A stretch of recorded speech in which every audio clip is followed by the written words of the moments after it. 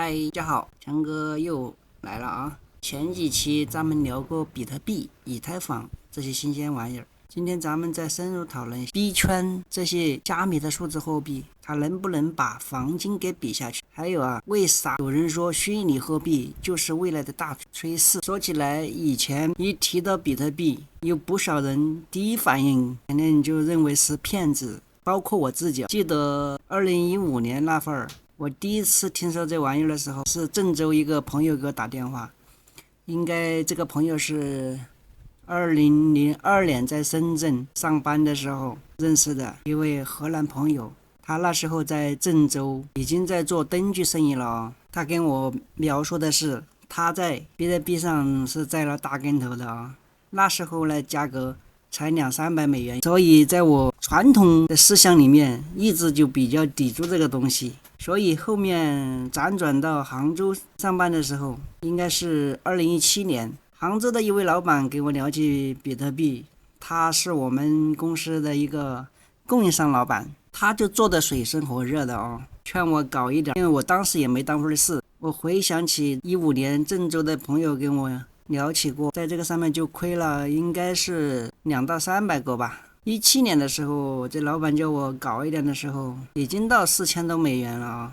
直到现在，比特币大家就看得到，基本上就是在6万多美元左右了所以如果是那时候买一点，到现在也是小赚了一笔。当然，投资嘛，这个东西机遇跟风险并存，对不对？我上期视频也有说过，除非你有多余的钱来玩这个东西，在没了解、没有深入知道行情的时候，我们不可能就是盲目的去投。再到后年17年过后，应该是到2020年，我就自己从公司出来创业创业呢又赶上疫情，那日子才叫一个难，因为又是大环境不好嘛，做实体的确实冲击很大。后面有跟杭州老板聊起，他投资这个虚拟货币已经这2年赚的盆满钵满的，还打算自建厂房了。因为之前我知道他都是租的，而且面积还有点小大吧，1万多个平方，在杭州那块1万多个平方的，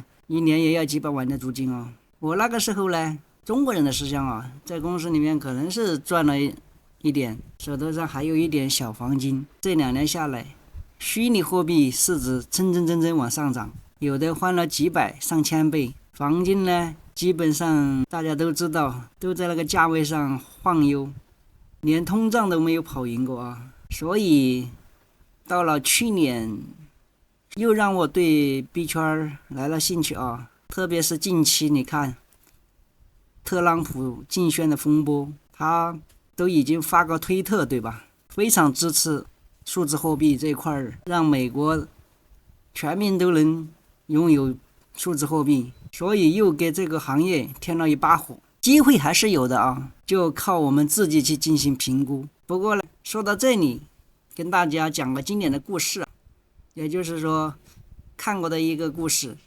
1929年的时候，石油大佬洛克菲勒，也就是有人说是乔肯尼迪，在街边擦鞋的小孩还跟他推荐一股票，他一看心里咯噔一下，心想这股市怕是要完。为什么呢？因为连一个小孩都知道要给人家推荐，那是不是都是烂大街了？所以说他回去立马就把股票全部清了，所以没有过多久大萧条就来了，这就是著名的反向指标。现在也一样你问大街上的大叔大妈知不知道虚拟货币，10个有9个告诉你肯定也是不知道的，而且都说你是一个骗子。咱们要想出人头地，就要有不一样的眼光。很多人对虚拟货币有误解，觉得它是一个虚拟经济，没根没据的纯粹炒作，其实是不对的虚拟货币最大的特点是什么？就是去中心化，跟咱们常说的中心化完全是两码事中心化就像党中央领导啥都围着他转，是不是？去中心化呢，就是打破这种垄断，让每个人都能参与进来。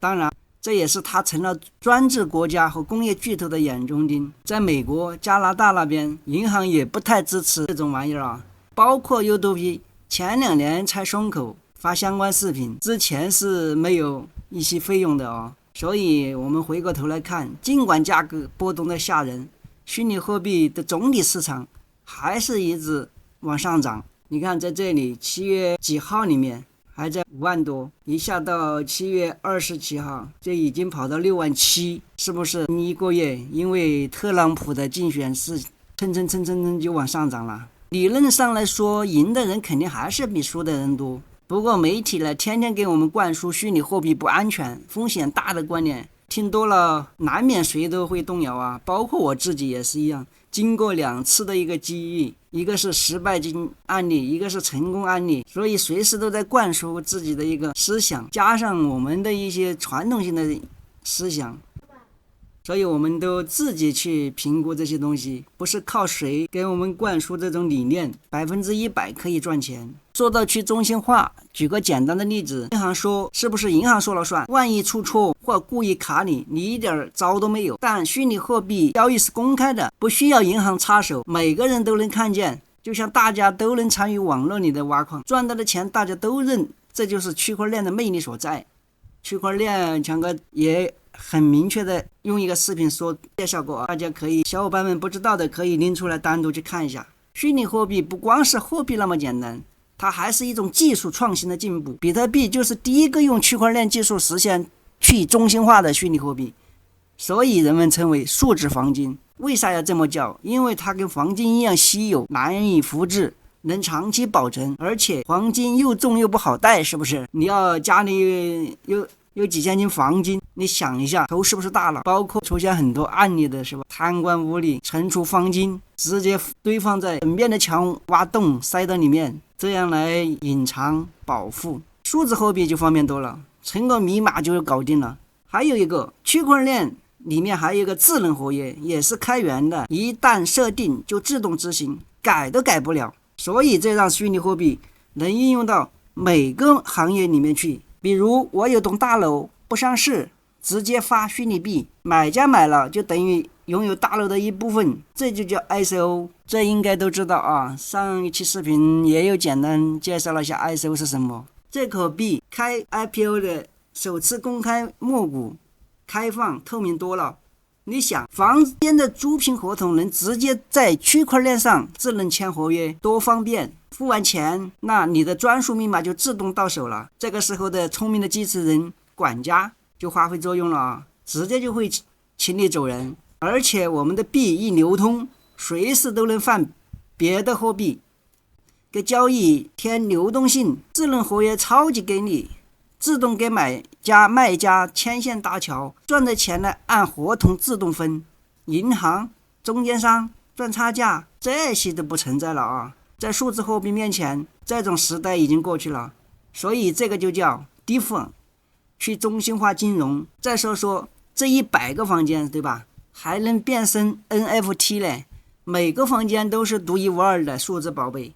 区块链上公开的可查的所有权利清清楚楚，没得说。这些 NFT 还能变成元宇宙的虚拟空间，是不是很酷？关于 NFT 和元宇宙后期视频我们也会再分享到啊。什么是 NFT？ 什么是元宇宙？元宇宙这个前2年出来，大家应该也有听吧？一个虚拟的一个空间，你能在里面搞地，对吧？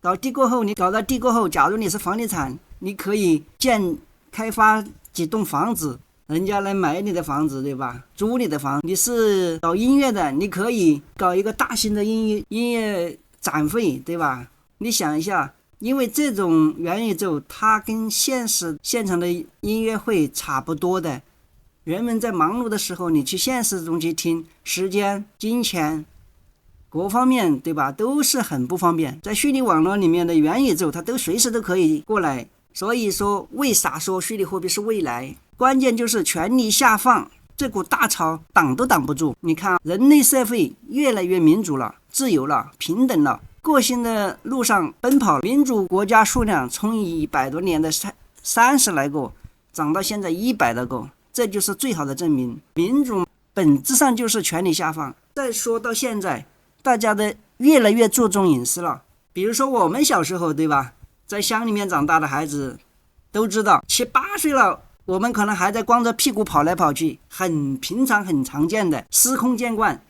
但是现在呢，想都别想，对吧？你还不管是在城市里面也好，去乡下也好，你要见到这种美丽的一道风景，是不是很难的？所以挑交易平台呢，最简单的就是要看排名啊，至少说要排在前面的，日交易量10亿美金往上的大平台，那肯定是非常靠谱的。遇到陌生的平台邀请，记得自己要动手查一下是不是靠谱的。还是那句话，不要盲目的透支，对这个行业了解清楚了，对这个行情了解清楚了，对你想参与的投资的平台了解清楚了，而且你要对这些感兴趣了，那我们可以先小的尝试，对吧？有经验了，我们再可以慢慢的加大自己的一个投资量。重要的事情还是说3遍哦，一定就是不要去抵押、房贷、信用卡投资这些数字货币，一定是在你能力范围之内，我们去玩一下。可能是碰到一个大数据时代的一个浪潮，让我们赚一波，这就是我们想看到的双赢。好了，要是你对这些感兴趣呢，小伙伴们别忘了关注我的虚拟货币频道啊，以后还有更多的干货等着小伙伴们。这期视频就先到这里啊，喜欢的话别忘了点赞、订阅、分享哦。咱们下次再见。